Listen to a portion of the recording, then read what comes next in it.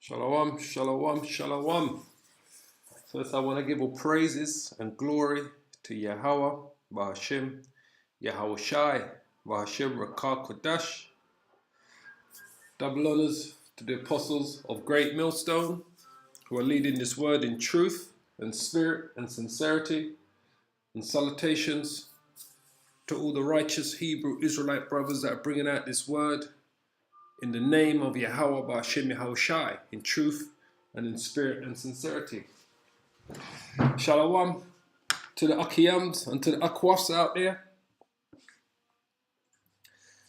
As today is Sunday, the 7th of February, 2021. Time is flying, boy. Time is absolutely flying. So, without further ado, as we can see, today's edification is called Gentiles. Gentiles. Now,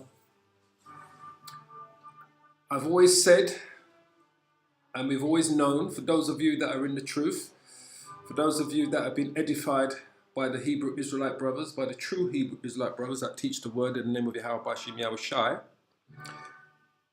we've always proclaimed and made clear to you that there are two types of Gentiles in the Bible. In the Old Testament, the majority of the times it refers to the Gentiles. In the Old Testament, it is talking about the other nations. And in the New Testament, the majority of the times that it speaks about the Gentiles, it's talking about the Hebrew Israelites that were living as Gentiles in foreign lands, in foreign countries. Now, the word Gentile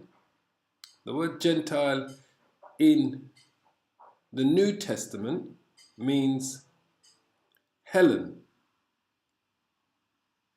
So anytime you see the word Gentile in the New Testament, just the word Gentile by itself. So, for example, before we go into the scriptures, well, we're going to go into the scriptures anyway.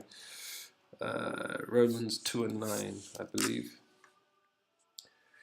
So, for instance, in here, when it says here, tribulation and anguish upon every soul of man that doeth evil, of the Jew first, and also of the Gentile. When we see the word Gentile here in the New Testament,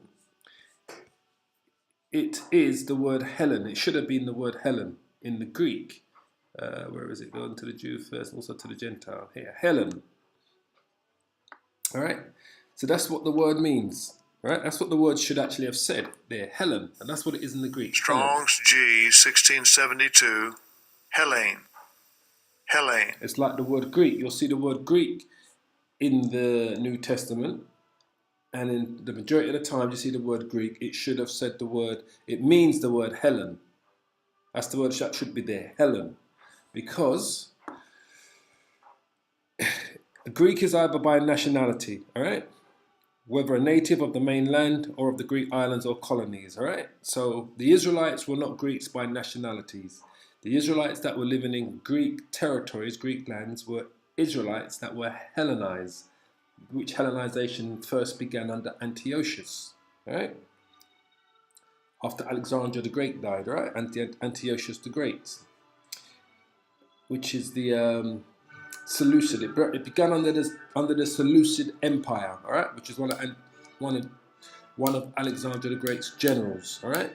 When he died, his land was split between his 4 generals. Yeah. It says, in a wider sense, the name embraces all nations, not Jews, all right? Because Jews who knew they were Jews, who knew they were Israelites, who were following the laws, commandments, and statutes, were not called Gentiles or Hellen. They were not Hellenized. They were not living Greek lives, Greek customs, all right? They knew that they were Jews. That's why it says here, in a wider sense, the name embraces all nations, not Jews. It means Jews in Israel who are Israelites who knew they were Israelites. So the word Helen didn't embrace them because they knew they were Jews. Right? So it says here that made the language, customs, and the learnings of the Greeks their own. So that's what those Israelites did that became Hellenized. They made the language, the custom, the learning of the Greek their own. The primary reference is to a difference of religion and worship, and that's what they did. So they were called Gentiles. So the majority of the times that you see the word Gentiles in the New Testament is referring to, just like the majority of the time you see the word Greek in the New Testament, it is referring to Israelites that made the language, customs, and learning of the Greeks their own. All right, this is what they did. Okay, now we also know that from, if we go to the Apocrypha, Second Maccabees, First Maccabees, chapter 1. We also know this from First Maccabees, chapter 1, and it explains here.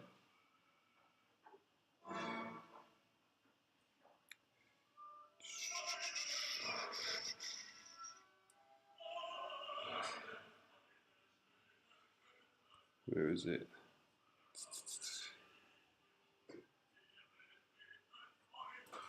It explains here.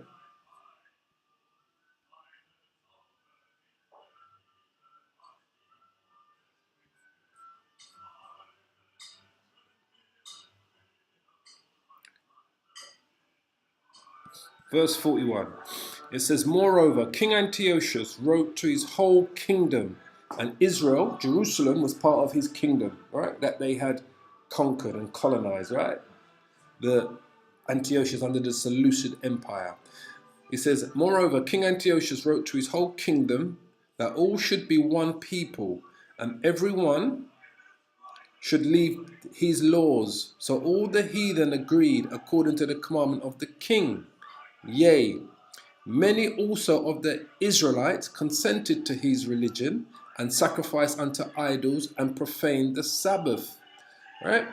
For the king had sent letters by messengers unto Jerusalem and the cities of Judah that they should follow the strange laws of the land. Right?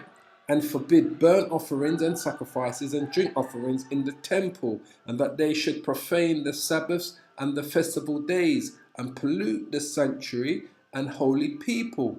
They set up altars and groves and chapels of idols and sacrificed to swines and flesh and unclean beasts, that they should also leave their children uncircumcised and make their souls abominable with all manner of uncleanness and profaneness, right?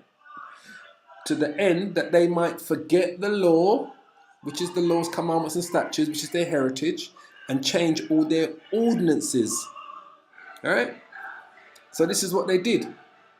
A lot of Israelites became Hellenized in Jerusalem and in the places where Israel was scattered to, that was under the colonization and the rulership of Antiochus the Great, all right, who comes from the Seleucid Empire. So this is why we get the confusion of the word Gentiles in the New Testament, right? That the churches, have very little understanding of the word Gentiles in the New Testament, because they always profane it to mean other nations, where 90% of the time the word Gentiles in the New Testament is talking about Israelites that did exactly this, what we just read here, under Antiochus the Great, that stopped following the laws, commandments, and statutes. They changed their ordinance. They stopped circumcising their kids, right? They were eating abominable foods, right? They were living all kinds of manner and uncleanness and committing all sorts of profanation. They were setting up altars and groves and chapels and idols, and they were sacrificing swine's flesh and eating unclean meat, and they polluted the sanctuary. They were doing all these things against Yahweh Bashim Yahushai. So they, in the event of this, over the decades, over the centuries, they became Hellenized. So that's the great confusion of the word Gentiles in the New Testament when it comes to that. So let's go to Genesis, right? So Genesis chapter 10 verse 5. It says, by these three were the isles of the Gentiles divided in their lands, every one after his tongue, and after their families, in their nations. And the sons of Ham, Cush, Mizraim, Pup, and Canaan. And the sons of Cush were Seba, Halavah, and Sabta, and Ramah, and Sabatek. And the sons of Ramah were Sheba and Dedan. Right? And Cush begat Nimrod. He began to be a mighty one in the earth. So, in Genesis 10 and 5, the word Gentiles there means other nations, heathen nations. It's referring to the heathen nations, right? So if we go to the word Gentiles here, Goy, 90% of the times it's referring to nations of other people, right? Nation people. This is why it says here, usually of non-Hebrew people, because sometimes the word Gentile refer to an Israelite living in a strange land. So, for example, Moses, right? For those of you that may or may not know, right? Exodus chapter 2. Moses, right, was living in a strange land when he had his children, right? Goshen and I think it was Eliza was the other son by his wife Zipporah, right? He was living in a strange land. He was living in the land of the Midianites, right? Which I believe the Midianites were Ishmaelites, right? Quote me if I'm wrong, but I believe that's what they were. I believe they were Ishmaelites, the Midianites, right? So he was living in a strange land, Moses, when he had his children. So when Moses had his first son, yeah, it says here, and Moses was content. It says, where is it? Because remember, they thought Moses was an Egyptian. Why? Because he was raised by an Egyptians. So he dressed like them, he looked like Egyptians. Right? And this is one of the scriptures that show you unequivocally that the children of Israel were a nation of people of color. Right? Different shades of brown. Because we know unequivocally that the Egyptians were a nation of a people of color. Different shades of brown, from dark brown to light brown. The Egyptians were not those people that you see in the land of Egypt today that call themselves Egyptians. Those are Arabs that live in Egypt today, all right? Those are Arabs with their straight hair and brown skin. They are not Egyptians. The true Egyptians are the Sudanese, people from Sudan. But that's here for another day. So Moses was mistaken for an Egyptian, right? To show you once again that the Israelites were a nation of people of color, of different shades of brown, light brown to dark brown, right? So-called black people, what they call so-called black people today, were the Israelites. Moses here was mistaken for an Egyptian, and it said, an Egyptian delivered us out of the hands of the shepherds, and also drew water enough for us, and watered the flock. As we know, Moses was an Israelite, not an Egyptian. And he said unto his daughters, and where is he? And why is it that ye have left the man? Call him that he may eat bread. Right? And Moses was content to dwell with the man, right, which was Jethro, which was Zipporah's father. And he gave Moses Zipporah, his daughter, right? And she bare him a son and called his name Gershom. For he said, I have been what? A stranger in a strange land. So, the word strange, oops. There you go. Right again. See if we can get this up. Slow it down here. Let's see if we can. Okay. So, he called his son Gershom, right? Because the word Gershom means foreigner. Why? Because Moses' children were born in a strange land, in a foreign land. All right? They wasn't born in the promised land. They wasn't born in Israel. So that's why he called his son Gershom, foreigner, a stranger in a strange land. Because Moses was a stranger in a strange land, and so were his children when they were born. So he got that name. All right? So that's why he called his son Gershom, because he said he says, For he said, I have been a stranger in a strange land. And then when you look at the word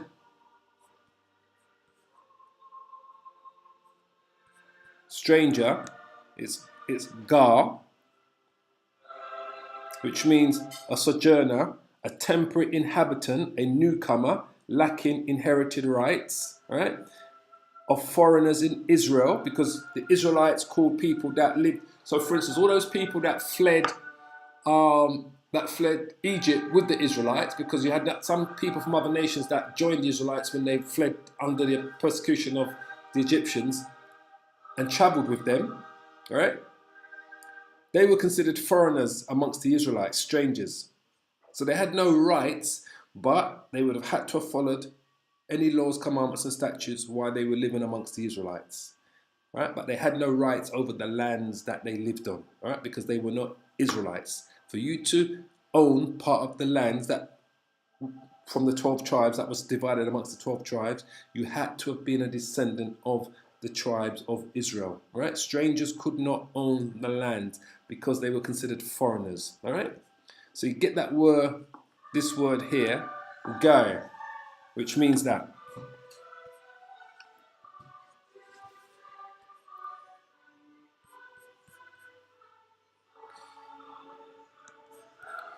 So, and then he says, I'm a stranger in a strange land. So the word strange, we're just going to play. Strong's H 5237. Nochri. Nokri. Nochri. Nokri, which means foreigner, alien, right? Unknown, unfamiliar. Because Israelites in the New Testament as well are referred to as aliens, right? Foreigners, nakar. So, let's go to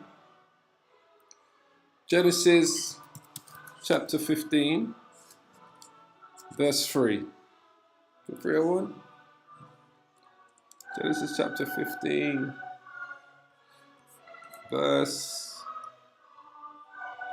13. And he said unto Abraham, know of a surety that thy seed shall be a stranger in a land that is not theirs.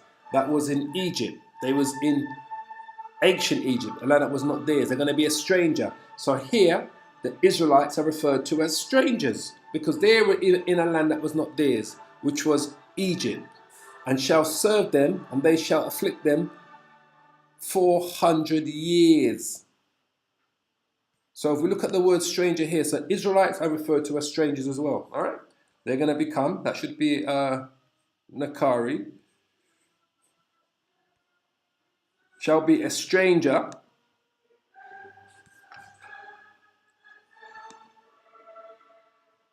Strong's H 1616. Gar. Gar. Gar. The form just below that, Geir. Geir. Right. A temporary inhabitant, a newcomer lacking inherited rights, of foreigners in Israel, though conceded rights. So, once again, the word stranger can be referred to foreigners in the land of Israel through conceded rights because they don't have no rights in terms of land and so forth and so on. A temporary inhabitant, a newcomer lacking inherited rights. So the only people who had the rights to the lands in Israel when the Israelites finally came into the land of Israel under Joshua were those that descended from the 12 tribes. When the Israelites were in captivity in ancient Egypt under Ramesses, right, the pharaohs, they lacked any inherited rights because they were foreigners in a strange land. That strange land was Egypt.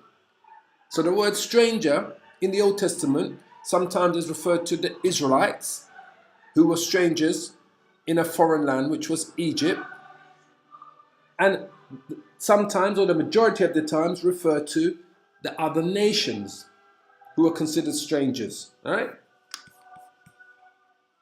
So it's just like the word Gentile. The word Gentile sometimes is speaking about the Israelite Gentiles who took on customs of other nations. Gentiles is also sometimes referred to the actual other nations, the heathen nations, who were actual Gentiles. So I'm just trying to show you the same thing with the word stranger, it's the same thing with the word Gentiles. Sometimes it's referring to Israelites, sometimes it's referring to the heathen nations. Right? So Isaiah 11, right? Whoops.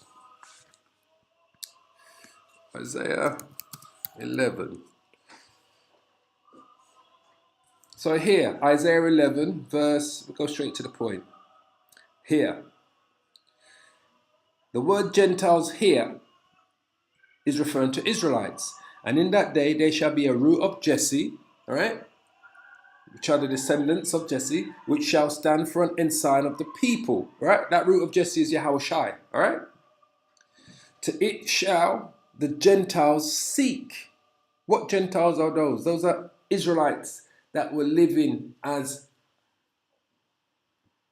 living and practicing other customs of other nations. Those were Israelites that had taken on, that had been Hellenized. Right? Because that's what happened. When Yahushua came on the scene, right, the only Gentiles that the disciples, or should I say Paul in particular, the apostle went to, were Israelites, Gentiles, that were Hellenized. Right? So it says, and in that day there shall be a root of Jesse, which was Yahushai, who the world ignorantly calls Jesus Christ, which shall stand for an ensign of the people. And that's what he was. He was there to draw the lost sheep of the house of Israel, and also to draw in the Israelite Gentiles that were living, just like what we showed you here in Maccabees, during the days of Antiochus, where they had been, and everyone had to leave their laws. So all the heathen agreed to the commandments of the king. Yea, many also of the Israelites consented to his religion, and sacrificed unto idols, and profaned the Sabbath. That's what they did. They did what? For the king had sent letters by messengers unto Jerusalem. That king was King Antiochus, and the cities of Judea, that they should follow the strange laws of the land. The strange laws were the laws that Antiochus, the Greek, from the Seleucid Empire, had put on all of his subjects and all the lands that he had conquered. Jerusalem was one of those lands that he had conquered. And he forbid them, he forbid the burnt offering and the sacrifice offering and the drink offering in the temple, and that they should profane the Sabbaths and the festival days. He wanted to go against their beliefs and their culture and their laws, commandments and statutes, and pollute the sanctuary and the holy temple, the holy people. He wanted them to be polluted. So he had them set up altars and groves and chapels and idols, and they sacrificed swine's flesh and unclean beasts, that they should what? Also leave their children uncircumcised. And you know you had to circumcise your child by the 8th day, all right? And make their souls abominable with all manner of uncleanness and profaneness. Right? Just to make you understand how important the circumcising of your children was, right? During, it's Exodus 2. It's Exodus 2:1. It's Exodus 2 and 22, I may be wrong. Exodus 2, is it here? I read earlier.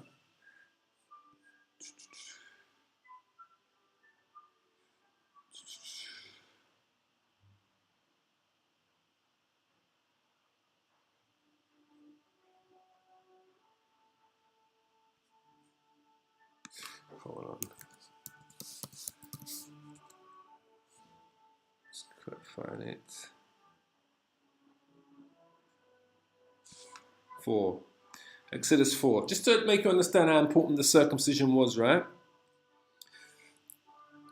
It says here, and it came to pass, right? Exodus 4 and 24. And it came to pass that by the way in the inn, that the Lord, Yahweh, met him, right? Moses, and sought to kill him, right? So you're thinking, why would the Mosai look to be wanted to kill him? Who is he looking to kill? Not Moses, it's his son, Gershom, right? It says, and it came to pass by the way in the inn that the Lord Yahweh Bashim Yahushai met him, Moses, and sought to kill him. Then Zipporah took a sharp stone and cut off the foreskin of her son and cast it at his feet and said, surely a bloody husband art thou to be. So he let him go. Then she said, a bloody husband thou art because of the circumcision. Right? So it was Yahweh Shai was going to send one of his angels to kill Moses' son. Why? Because he had not been circumcised on the 8th day. And Moses knew about the law of circumcision. Right? That the children of Israel were meant to be circumcised on the 8th day. And he allowed that to pass. So his wife Zipporah in the spirit took a sharp stone and cut off the foreskin of Gershom, her son, and cast it at his feet and said, surely a bloody husband art thou to me. So he let him go, right? That's Yahweh Bashim Yahushai. That's the Most High. He let him go. He didn't need to. He wasn't seeking to kill the boy no more. Then she said, "A bloody husband thou art because of the circumcision." All right. So that's how important the circumcision was. The Lord wasn't looking. He wasn't looking to kill Moses, right? And it came to pass by the way in the inn that the Lord Yahweh met him and sought to kill him. He weren't looking to kill Moses because Moses had been circumcised. Right? Remember, Moses' mother circumcised. That's how they knew he was a Hebrew boy when they found him in the water in the basket. Right? When the Pharaoh's daughter maid found him in the basket floating down the river Nile and took him out. They knew he was a Hebrew boy because Moses was already circumcised. So the Lord wasn't looking. He wasn't looking to kill Moses. It was his son. So when it says here, and it came to pass by the way in the inn that the Lord Yahweh Bashim Yahushai met him and sought to kill him, it was the son, because he hadn't been circumcised yet. So the mother, Zipporah, took a sharp stone and cut off the foreskin of the son. And that's why it says, so he let him go. The Lord, Yahweh Bashim Yahushai, stopped the angel from coming to kill that boy, because now he had been circumcised. So that's how important the circumcision was back then. All right? Very important. All right? So when you hear what Antiochus was getting them to do, when Antiochus said, when he says here, he says that they should also leave their children uncircumcised and make their souls, abominable. So they understood. These Greeks understood how an abominable thing it would be for an Israelite child to not be circumcised. And make their souls abominable with all manner of uncleanness and profanation. So, when we go back to here, when it says here, Isaiah 11 and 10, and in that day there shall be a root of Jesse, which is Yahweh Shai, right? Who the world ignorantly calls Jesus Christ, which shall stand for an ensign of the people, because that's what he did. He came for the lost sheep, to seek the lost sheep of the house of Israel. To it shall the Gentiles seek. Those Gentiles are Israelite Gentiles that had been Hellenized. Those were Israelite Gentiles that had been Hellenized and living like Greeks that lived in Jerusalem, and also Israelites that were living like these other nations and the Greeks under Antiochus, the Seleucid Empire, in other countries. That's why Paul was an apostle to the Gentiles. Those Gentiles that Paul went to seek were Israelites that lived in all those other places, all those other countries. So if we go to, which comes to mind, Acts. Whoa, I've got some scriptures there in my mind, boy. There's loads of scriptures, boy, but we're not going to be able to go through them all today. Acts 2. If we go to Acts 2, it gives you more an understanding of who those Gentiles were.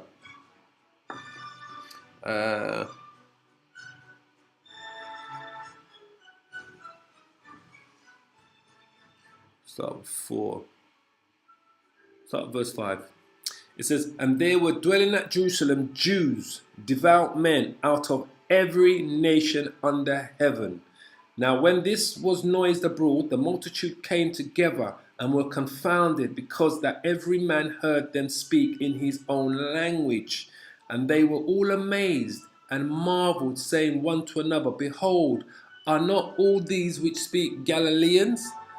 And how hear we every man in our own tongue, herein we were born, Parthians and Medes and Elamites and the dwellers in Mesopotamia and in Judea and Cappadocia, in Pontus and Asia. All right? Phrygia, Pamphylia, in Egypt, and in the parts of Libya, Cyrene, and strangers, which are Gentiles. Just spoke about the word strangers, right? Strangers, Israelites, living in another country of Rome, Jews and proselytes, right? Cretes and Arabians. We do hear them speak in our tongues the wonderful works of the Most High. And they were all amazed and were in doubt, saying one to another, what meanest these? So I'm just showing you the scattering of the Israelites that lived amongst the other nations. But these were Israelites that knew they were Israelites, that were strangers in other lands, that came to Jerusalem for the what? The day of Pentecost. And when the day of Pentecost was fully come, they were all one accord in one place. All right? So just to show you, and for those of you who don't know what the day of Pentecost is, to do after the Passover, it's the 50th day, the second day of the three great Jewish Israelite feasts celebrated at Jerusalem yearly. It's the 7th week after the Passover, in grateful recognition of the completed harvest. And the other thing that we have that's on the 50th year is the day of Jubilee, right? Which is what they call like the year of release. That happens on the 50th year. So after the 7 year 7 cycle, so you have a Sabbath every 7th year, the Sabbath of the land. So 6 years you plant corn and seeds in the land, and in the 7th year you leave the land barren, you don't trouble it, so you let it replenish itself. That's called the 7th year Sabbath. So you have 7 of those, basically, just like you have here 7 weeks of Passover. You have 7 of those 7 year Sabbaths, and in the 50th year it's called the year of Jubilee, where it's called which is the year of release, where if any debts that are owed amongst Israelites get squashed, basically. All right, all debts and ownership and all of that gets squashed in that 50th year. They call it the year of release. It's called the year of Jubilee. So all of those Israelites that came to the day of Pentecost knew they were Israelites because they were coming to celebrate the day of Pentecost. But they lived as strangers in other lands. That's how they lived. They were living in the Medes, which is the Persian Empire, Parthian, the Elamites, which is going towards East India, dwellers in Mesopotamia, the Middle East, Judea, Cappadocia, Pontus, Asia, all the way as far as China, Phrygia, Pamphylia, in Egypt, Africa, in the parts of Libya, Africa, Cyrene, strangers in Rome, going up into Europe, Rome, Cretes, Arabians. They were everywhere, but these were Israelites that were living as strangers in foreign lands but knew they were Israelites. All right? Just so you understand. So you had stranger Israelites that knew they were Israelites living in other lands, and then you had Gentile Israelites that were living in other lands but were living as other nations under their cultures, studying their laws, their practices, and didn't know they were Israelites, or knew that their parents were, their grandparents were, but never ever practice any Israelite customs, right, to be identified as an Israelite. But Paul knew who they were. That's why Paul was the apostle to the Gentiles, right? So let's get another one here. Isaiah 42. 42, I want. Isaiah 42 verse 1 says, behold my servant who I uphold, mine elect, in whom my soul delighteth. I have put my spirit upon him. He shall bring forth judgment to the Gentiles. He shall not cry, nor lift up, nor cause his voice to be heard in the streets. A bruised reed shall he not break. Right? It's talking about Yahushua, right? And the smoking flax shall he not quench. He shall bring forth judgment unto truth. He shall not fail, nor be discouraged till he have set judgment in the earth, and the isles shall wait for his law. All right. Thus says the Lord power Yahweh, he that created the heavens and stretched them out, he that spread forth the earth and that which cometh out of it, he that giveth breath unto the people upon it, and spirit to them that walk therein. I, the Lord Yahweh, Bashim Yahushai, have called thee in righteousness, right?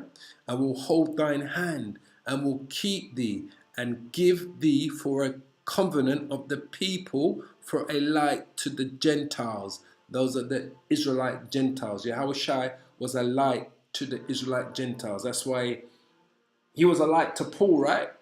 He woke Paul up. Paul was an Israelite, knew he was. Paul wasn't living a Gentile life. He was a Pharisee, knew he was.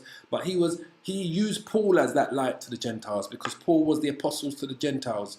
But it all started from Yahushai. So this Isaiah 42 is prophecy talking about Yahushai.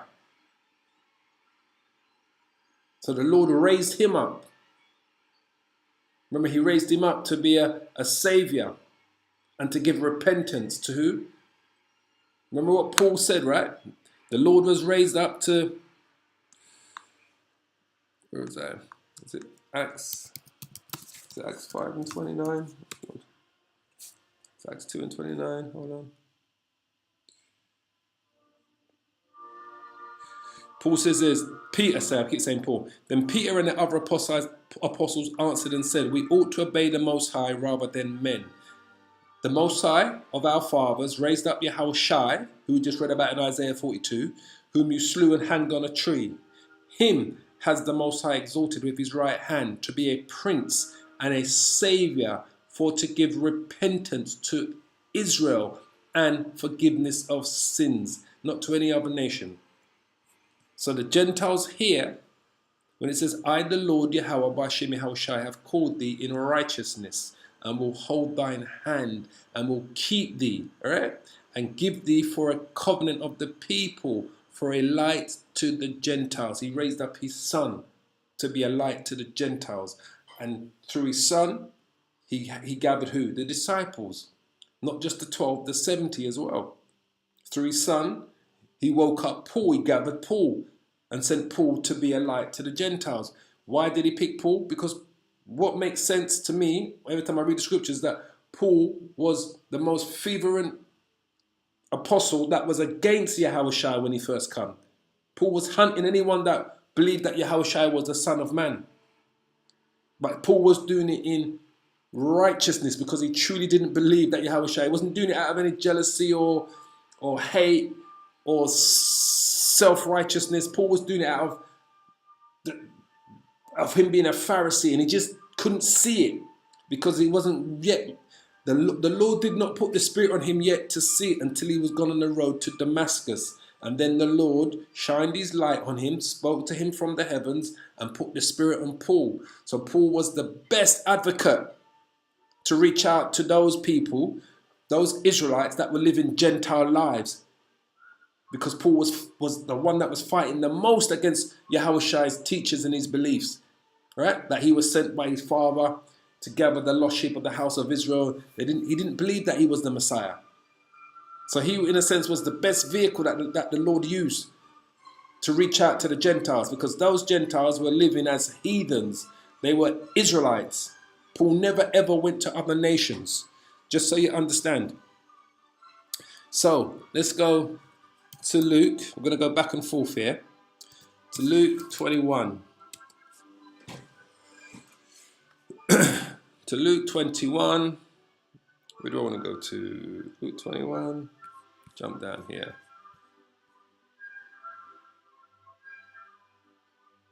Verse 24. Verse 23 says, But woe unto them that are with child, and to them that give suck in those days. For there shall be great distress in the land, and wrath upon this people. That's talking about the Lord prophesying about 70 AD, all right? What happened to Jerusalem when it was taken down by the Romans, right? So, verse 24 says, And they shall fall by the edge of the sword, and shall be led away captives into all nations, all right? Because this was one of the first, I would say the second scattering of the Israelites. The first great scattering would have been done under, well, maybe the third. The first would have been done under the Syrian Empire, Shalmaneser V. He took that northern kingdom. The second great scattering would have been done under the Babylonians, under Nebuchadnezzar, and the third great scattering would have been done under the Romans, 70 AD. So it says there, and they shall fall by the edge of the sword, talking about the Israelites. They fell by the edge of the sword, right? And shall be led away captives into all nations, right? That's what happened to them. The Israelites were led away captives into all. Remember, the Lord warned Israel, right? Before he died, when he was on the earth, that they need to flee Jerusalem, because what's coming is something that's going to be unbearable. And remember, during that siege by the Romans in 70 AD, right? Because the war started around 66 AD, right, and finished in 73 AD. But it kind of came to its accumulation in 70 AD when they took down Jerusalem, when they entered into Jerusalem, the Romans under General Titus, the son of Emperor Vespasian, right? So this is what happened. They were taken down by the sword, the Israelites. Hundreds of thousands of them were murdered. Hundreds of thousands of them died through famine and starvation. 1.5 million of them were able to escape, and hundreds of thousands of them were taken into captivity, right? And he shall be led away captive in all nations, and Jerusalem shall be what? Shall be trodden down of the Gentiles. Now this is now talking about the heathen Gentiles, which were the Romans. Jerusalem was trodden down by the Romans. The Romans were of another nation. They were Edomites, right? The Romans were Edomites. And now this is referring to actual Gentiles of another nation, right? Which were Edomites. So these are the Edomite Gentiles who were Romans. So when it says there, in Jerusalem shall be trodden down by the Gentiles, that was what the Romans did in 70 AD, until the times of the Gentiles be fulfilled. And that's what we prophesize about today, that the times of the Gentiles is being fulfilled. We're coming to the end of these Gentiles' rulership, of Esau, Edom's rulership, right? He is fulfilling.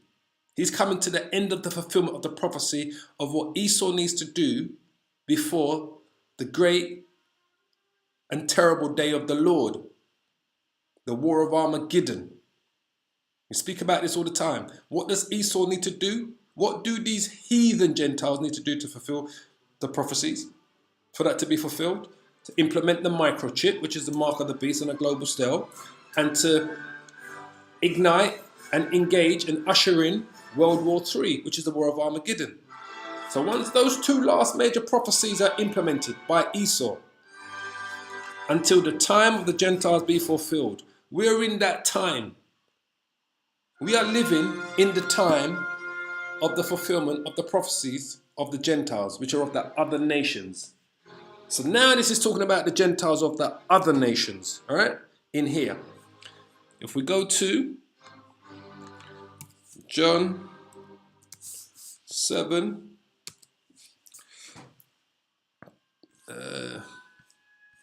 John 7 and 35.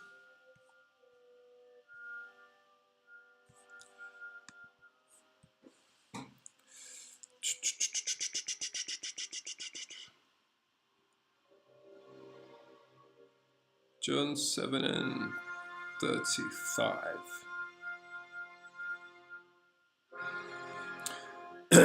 John chapter 7 verse 35.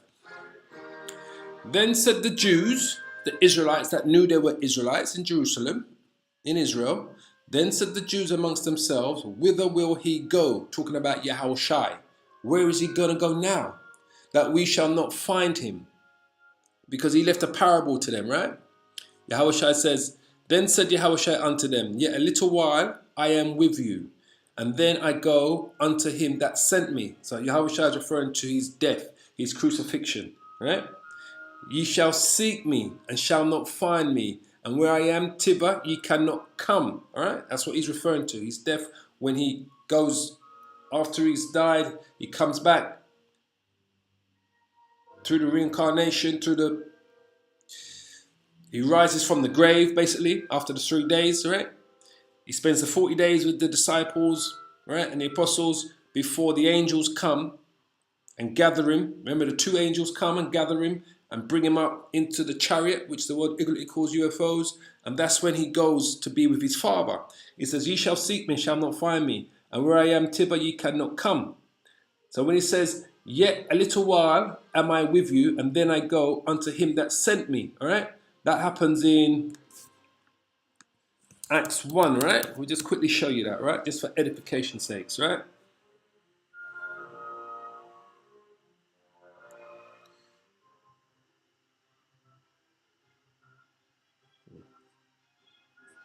He says, okay, we just start here.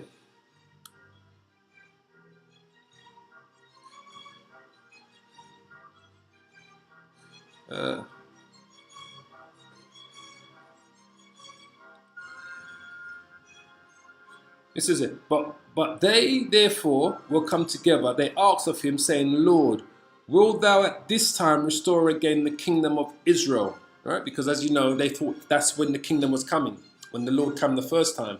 But as we all know, it has to come the second time, because all of the prophecies in the Bible have to be fulfilled before the kingdom of, before he restores again the kingdom of Israel. All right? That can't happen until the War of Armageddon, World War III, until the mark of the beast is implemented globally on a worldwide scale, right? Which is the microchip. Then the Lord comes to gather the elect in the chariots alongside 144,000 and takes down Esau and his allies. Then the kingdom of Israel will be restored. But they thought it was then, the apostles and the disciples. That's why they asked the Lord that. And he said unto them, it is not for you to know the times or the seasons which the Father has put in his own power. Because only the Most High knows when that day of judgment is going to be, when he's going to send his son. No one knows about the Most High. The Lord Yahushua doesn't know. Michael doesn't know. No, the angels know. We don't know. No pastor, priester. No one can tell you when that day is. Only the Most High knows when that day is. All right? It's as simple as that. Anybody trying to proclaim they know when the day of judgment is talking total BS, is a false teacher, preacher, whatever you want to call him, talking out of his arse, basically, right? For lack of a better word. But it says, but ye shall receive power after the Holy Spirit is come upon you, and ye shall be witnesses unto me, both in Jerusalem and in all Judea and in Samaria and unto the uttermost parts of the earth. As we say, how did this word get to the uttermost parts of the earth? Via the internet, all right? That was the only way it was going to get to all four corners of the earth, was via the internet. Verse 9, it says, and when he had spoken these things, while they beheld, he was taken up, and a cloud received him out of their sight. Right? That cloud was a chariot, what the world calls UFOs, right? And while they looked steadfastly towards heaven as he went up, behold, two men stood by them in white apparel. Those two men were two angels, which also said, ye men of Galilee, why stand ye gazing up into heaven? This same Yahushua, which is taken up from you into heaven, shall so come in like manner as you have seen him go into heaven. And we always tell him that when the Lord comes back, he's come with all of the archangels, with all his power, his celestial power, right? And he's going to be coming in chariots, what the world calls UFOs. So that's how the Lord went to go to be back with his Father, in a chariot. Angels came for him in a chariot, all right, in what we call UFOs. So when he says here, yet a little while I am with you, and then I go unto him that sent me, that's when he went. Huh? That's spoken about there in the book of Acts. That's when the Lord went back to him that sent him, which was his Father. Ye shall seek me and shall not find me, and where I am, thither ye cannot come. All right. Then said the Jews, right, the Israelites that knew they were Israelites, among themselves, whither will he go, that we shall not find him? Will he go unto the dispersed amongst the Gentiles and teach the Gentiles? So the disciples, the apostles, the Pharisees, everyone understood that there were Israelites that were dispersed amongst the Gentiles and that were called and considered Gentiles. They were referred to as Gentiles. That's why it says, will he go to the dispersed amongst the Gentiles, amongst the other nations, the dispersed of Israel, and teach the Gentiles, which were Israelites? Is he going to teach the Gentiles? They were the dispersed that were living amongst the Gentiles, right? So here, if we look at the word Gentiles, shall he go amongst the dispersed and teach the Gentiles? You see, Helen. Is he going to teach the Hellenized Jews? The Jews, the Israelites that were taught these Greek customs and that were following them, going back to their forefathers all the way to Antiochus the Great. All right, because Antiochus conquered Israel around 200 BC. All right, maybe a bit earlier. No, the Seleucid Empire conquered it after Alexander's death, maybe around 250, 260 BC. All right, don't quote me on that, but it was between the 2nd and 3rd century BC that the Seleucid Empire conquered Israel and Jerusalem after Alexander the Great died and his kingdom was split between his 4 generals. So it says here, in a wider sense, the name embraces all nations, not Jews, not Israelites that knew they were Israelites. All right? That's what this word embraces. And that made the language, customs, and learning of the Greeks their own. All right? So when it says here, will he go unto the dispersed amongst the Gentiles and teach the Gentiles? The dispersed were Israelites that did what? That made the language and customs and learnings of the Greeks their own. All right? When it says here, will he go amongst the dispersed amongst the Gentiles? Amongst what Gentiles? Those are the Greeks or the nations, either by nationality, whether a native of the mainland or of the Greek islands or colonies, right? Those were Gentiles which were heathens of the other nations. Will he go amongst the dispersed, amongst the Greeks that were living amongst the Greeks and the other nations, and teach the Gentiles and teach the Israelites who made language and customs and learning of the Greeks their own? So they understood that quite unequivocally back then, the Israelites, that their people were scattered amongst the other nations. It's just that how it's been written in the Bible, people misinterpret what the word Gentiles mean. It's just that when you look at the word Greeks, when it says there were certain Greeks among them that came up to worship at the feast. Those Greeks are, John 12 and 10, when it says there were certain Greeks among them that came to worship at the feast, those Greeks were Hellenized Israelites. As you see again, the word Helen.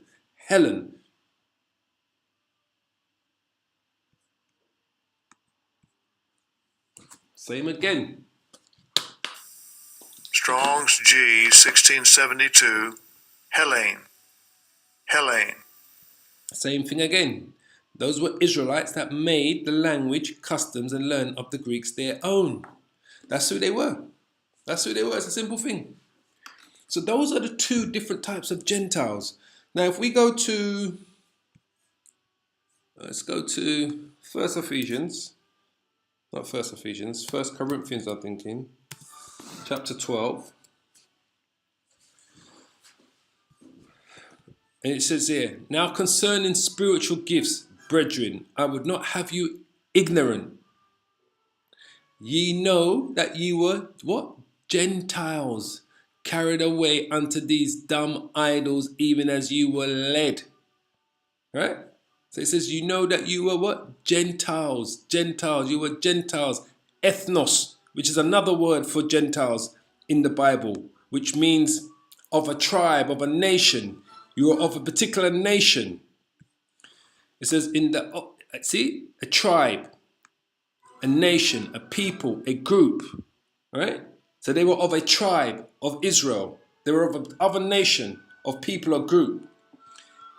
In the Old Testament, as I said, when you look at the word Gentiles, the majority of the time, it's referred to foreign nations not worshipping the true power Most High. They were pagans. They were Gentiles of other nations. Right? But the word ethnos, as you can see here, ethnos, it says here, the Hebrew and the Greek words, which are sometimes translated Gentile, have both pagan, all right, which is heathen nations, and Israelite connotations. Exactly what I've been showing you. The idea that the word refers only to non-Israel people comes from the translators. It's a mistranslation of the word, who took their lead from the Latin Vulgate, whose interpretation of Gentile was one who was not of Rome. What the word Gentile has come to mean is not the original meaning, and therefore not the true meaning. Do you understand? So the word ethnos, people of the same race or nationality who share a distinct culture. So when we're looking at it here, when it says a tribe, a nation, a people, a group, the word ethnos here is referring to the Israelites. It says, you know that you were Israelites, carried away unto these dumb idols, even as you were led. It's not actual Gentiles. You know you were Gentiles. You were actually a heathen or of another nation. You were Israelites. You were a people of a tribe. The word ethnos means of a tribe, of a nation. So that word there should be ethnos. It says, it should say, you know that you were a tribe or a nation that were carried away unto these dumb idols, even as you were led. They weren't Gentiles carried away. They weren't Gentiles referring to it in term of another nation. They were a tribe of people. They were a nation of people, a tribe, whether it was of Judah, Benjamin, of Levi. They were a tribe, a nation, a people, a group that was carried away unto these dumb idols. They weren't actually Gentiles carried away unto these dumb idols. They weren't heathens. They were Israelites. So this is the mistranslation of the word Gentile here. It should say, you know, that you were ethnos. You were a nation, or it should say you were a tribe, right? Which is one of the 12 tribes carried away unto these dumb idols. Because I say again, ethnos, which is the word there in the Greek. The word there in the Greek for that word Gentile there is ethnos, which is people of the same race or nationality who share a distinctive culture, which were the Israelites. The Hebrew and Greek words, which are sometimes translated Gentile, have both a pagan, sometimes referred to actual heathens of other nations, and it has an Israelite connotations. The idea that the word refers only to non-Israel people comes from the translators who took their lead from the Latin Vulgate, whose interpretation of Gentile was one who was not of Rome. What the word Gentile has come to mean is not the original meaning and therefore not the true meaning, because it is being misinterpreted, right?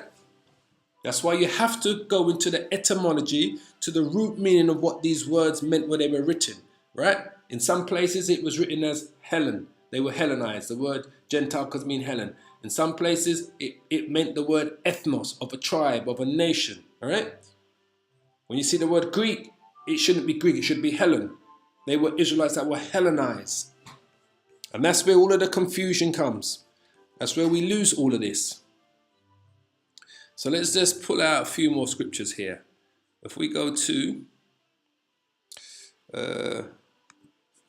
Jeremiah 14. Well, you could go on forever with this, boy, but we don't want to keep this on for too long. Verse 19. It says, hast thou utterly rejected Judah? Has thy soul loathed Zion? Why hast thou smitten us, and there is no healing for us? We looked for peace, and there is no good. For the time of healing, and behold trouble. We acknowledge, O Lord, Yahweh Bashim Yahushai, our wickedness, right? And the iniquity of our fathers. For what? For we have sinned against thee. Do not abhor us for thy name's sake, for Israel's name's sake, right? Do not disgrace the throne of thy glory. Remember and break not thy covenant with us. Who are us? The Israelites. Are there any among the vanities of the Gentiles that can cause rain? So this is now speaking about the Gentiles of the other nations. Are there any amongst the heathen nations, right, that can cause rain? Or can the heavens give showers? Art not thou, O Lord Yahweh, our power? Therefore we will wait upon thee, for thou hast made all these things. There are no, see, these Gentiles nations never ever possessed the power of the children of Israel, even at the height of their power. But right now, they're in the power seat, the Gentiles, and they are going to be taken out of that power seat. Let me just give you a couple more precepts. Ephesians chapter 2. Stop that. Ephesians 2, verse 11. It says here, wherefore remember that ye, being in times past Gentiles, right? In times past were Gentiles in the flesh, right? Who were called the uncircumcision by that which is called the circumcision in the flesh made by hands. So in times past, you were Gentiles, right? In times past, you were a tribe, a nation, a people, a group. In times past, you were an ethnos. You were of a nation. You were of either the tribe of Judah or Benjamin or Levi or Simeon or Zebulun or Ephraim or Manasseh or Asher or Issachar, or Naphtali or Reuben. In times past, you are of a tribe, right? You are of another nation, right? Let's go back to it. Wherefore remember that ye, being in times past Gentiles in the flesh, you are of another tribe, a nation in the flesh, right? Because remember what Paul says, right? When he spoke about the Israelites, his people, when he says, I say the truth in Yahushai, I lie not, my conscience also bearing me witness in the Holy Spirit, that I have great heaviness and continual sorrow in my heart, for I could wish that myself were accursed from Yahushai, for my brethren, my kinsmen, what? According to the flesh, who are Israelites, to whom pertaineth the adoption and the glory and the covenants and the giving of the law and the service of the Most High and the promises. Right? So go to Ephesians here. It says, wherefore remember that ye, being in times past Gentiles, ethnos, a tribe, a nation in the flesh. Okay, it's all about the flesh. You can't be a spiritual Israelite. It's all about the flesh. You have to go back to one of the 12 sons, right, that descend from Jacob, the 12 tribes of Israel. You can't be an Israelite in the spirit. That ye being in times past Gentiles in the flesh, a tribe in the flesh, ethnos in the flesh, who are called the uncircumcision, by which is called the circumcision in the flesh made by hands, who were called the uncircumcision. You were called Gentiles, you were called strangers, and you were called heathens in a sense by that which is called the circumcision, by the actual Jews who knew they were Jews in Jerusalem, all right? Because they knew they were Jews, and they were not knew they were Jews. They knew they were Jews in the flesh. They knew what tribes they went back to. They followed the laws, commandments, and statutes, and everything. You now are called the uncircumcision. You were called heathens and Gentiles and Hellenized and all the rest of these things.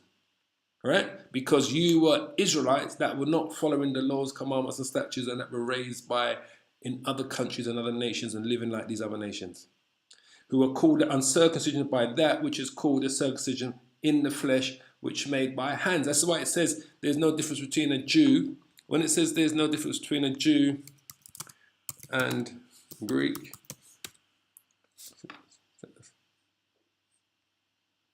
when it says here, Romans 10 and 12, for there is no difference between the Jew and the Greek, for the same Lord over all is rich unto all that is upon him. The Jew is referring to the Israelites that knew they were Israelites. The Greek is referring to those Israelites that were Hellenized. That's why it says here, where there is in better one, where there is neither Greek nor Jew, circumcision nor uncircumcision, barbarian, Scythian, bond nor free, but Yahushua is in all. These were Israelites that were called Greek, the uncircumcision and the uncircumcision, and also Israelites that were living amongst the barbarians and living as barbarians and living amongst the Scythians and living as Scythians. All right? So when it says there's no difference between, when it says there's neither Greek nor Jew, as you see the word here, Greek there, there's no difference between Greek, Hellenized Israelite, all right? Which is what? An Israelite that made the language, customs, and learnings of the Greeks their own. There's no difference between them, because they're actually all Israelites. It's just that the Jews that were called Jews, knew they were Israelites, were following the laws, commandments, the statutes, and the high holy days and so forth, while those Hellenized ones were living as other nations. So in Ephesians here, when it says, wherefore remember that ye have been in past times Gentiles, a nation, ethnos, in the flesh, and were called the uncircumcision, what we just showed you there, the precepts in Romans and in Colossians, who were called uncircumcisions by that which is called the circumcision in the flesh made by hands. And that's why it says, we say again, let me go back here. That's why it says that there is no difference between the Jew and the Greek, for the same Lord over us all is rich unto all that call upon him. Because the Greek there is a Hellenized Israelite. He says that at the time you were without Yahushai, being aliens from what? From the commonwealth of Israel. What's the commonwealth of Israel? The 12 tribes. Judah, Benjamin, Levi, Simeon, Zebulun, Ephraim, Manasseh, Gad, Reuben, Naphtali, Asher, Issachar. That's the commonwealth of Israel. That at the times that you were without Yahushai, being aliens. Remember, Yahushua was the one that instigated Paul to be the apostles to the Gentiles, to bring back in those that were alienated from the commonwealth of Israel. And what? And strangers. They were also considered strangers from the covenant of the promise, having no hope and without the Most High in the world. They were also considered strangers from the covenant of the promise. Where do we find the covenant of the promise? In Romans 9. For I could wish that myself were accursed from Yahushai, for my brethren, my kinsmen according to the flesh, who are Israelites, to whom pertaineth the adoption and the glory and the covenants and the giving of the law and the service of the Most High and the promises, whose are the fathers, and of whom, as concerning the flesh, Yahushai came, who is over all, the Most High, blessed ever. Amen. Yahushua only ever came for the children of Israel, whether they were living as heathens or Hellenized amongst the other nations, or whether they were living as Jews and knew they were Israelites in Jerusalem, or wherever they were scattered to, and they knew they were Israelites, following the laws, commandments, and statutes. And they would come to Israel for the three main festivals to do the high holy days, the Day of Atonement, Passover, and the Day of Pentecost, that they would always make to come for those three main high holy days. They would all come to Israel, and we saw that in Acts 2, chapter 2, verse 1. All right, not verse 1, verse about verse 11, 10, 9, 8. It spoke about that. All right, in the book of Acts chapter 2. So I could go on forever here, man. I could pull out so many scriptures to keep on continue proving and edifying you with the point. But I don't really want to take too much more time on this. So I think we're going to call it a day right here. So I pray in the name of Yahweh Shem Yahushai, this was an edifying lesson, and that you understand when it speaks about the two different types of Gentiles in the Old Testament, and when it speaks about the two different types of strangers in the Old Testament, and when it talks about the two different types of Gentiles in the New Testament, and when it talks about the two different types of strangers in the New Testament, that sometimes they're referred to as the Israelites, sometimes of the actual other heathen nations. In the New Testament, the majority of the time it speaks about the strangers and the Gentiles. It's speaking about the Israelites that have lost their heritage, right? In the Old Testament, the majority of the time it talks about the Gentiles and the strangers. It is actually talking about the heathen nations, people of the other nation. You cannot become an Israelite if you're of another nation. You can only be an Israelite if you descend from one of the 12 tribes of Israel. It's as simple as that. So today's edification was about the Gentiles, the two different meanings of the word Gentile in the Old and New Testament. I pray it was an edifying lesson to all the brothers and sisters that tuned in live, and for those of you that may tune in later. As I like to say, we want to give all praises and glory to Yahweh, Ba'ashim, Yahushai, Ba'ashim, Rakah, Kodash. Until we meet again, brothers and sisters, Shalom, Shalom, Shalom. All praises.